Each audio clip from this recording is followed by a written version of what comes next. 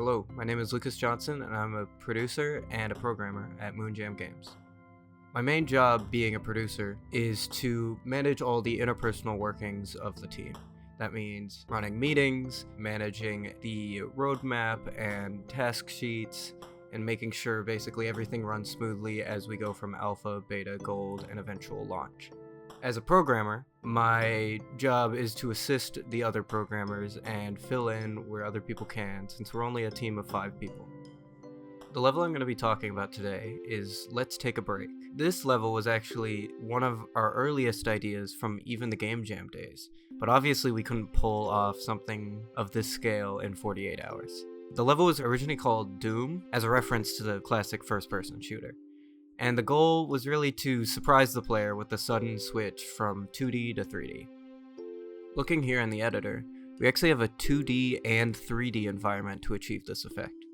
First, the player starts out in 2D, just like any other level, and they walk over to the bed, and then suddenly we switch to a different camera and pull back to reveal the 3D environment. This proved to be a little bit of a challenge when we started out because we needed to get this camera transition perfect.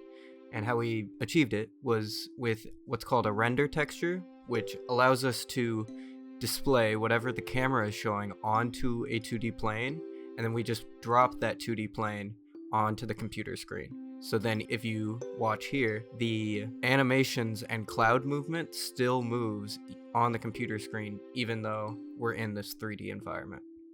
As development continued, and with the creation of Nightmare Mode, we needed to up the ante somehow with the more difficult level.